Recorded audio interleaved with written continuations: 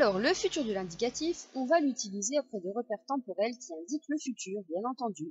On trouvera par exemple mañana, demain, la semana próxima, la semaine prochaine, dentro de 2 horas, dans 2 heures, el lunes que viene, lundi prochain.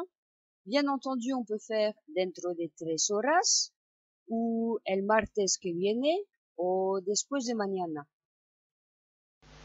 Pour le conjuguer, vous allez être très content, parce qu'on a 3 groupes, les verbes en AR, ER et IR, et ces 3 groupes se conjuguent de la même manière. Alors comment on fait?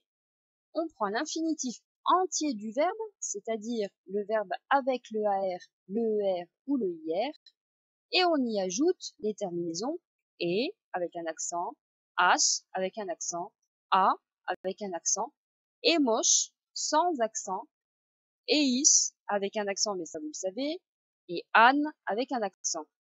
Très simple, dans les terminaisons vous remarquerez qu'il y a 3 fois a et 3 fois e. Prenons 2 exemples. Dentro de 2 meses, dans 2 mois, estaremos de vacaciones. Mon verbe c'est estar. Comme il s'agit de nous tous, je l'ai conjugué à nous, estaremos. Ou alors, mañana, demain, llovera. Il pleuvra. Mais malheureusement, il existe des... Alors, pour le moment, nous n'allons en apprendre que 3. Le verbe tener, avoir, hacer, faire, et venir, venir. Pourquoi 3 seulement? Parce que ce sont les 3 que nous utilisons assez souvent. Alors, tener, tendré, tendrás, tendra, tendremos, tendréis, tendrán. Hacer, haré, harás, hará, haremos, haréis, harán. Et venir, vendré, vendrás, vendrá, vendremos, vendréis, vendrán.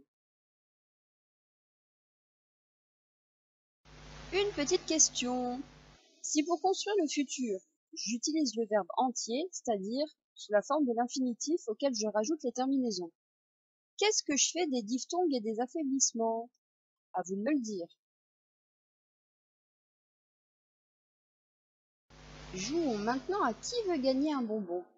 Si je vous disais qu'il existe une forme encore plus simple, que vous connaissez déjà d'ailleurs, pour exprimer le futur. Oui, c'est vrai. Réfléchissez à la manière dont vous diriez dans la même phrase, et en espagnol bien sûr, demain faire chaud. Réfléchissez-y, dites-moi combien de verbes il y a, présentez-moi votre essai sur un brouillon, et on verra.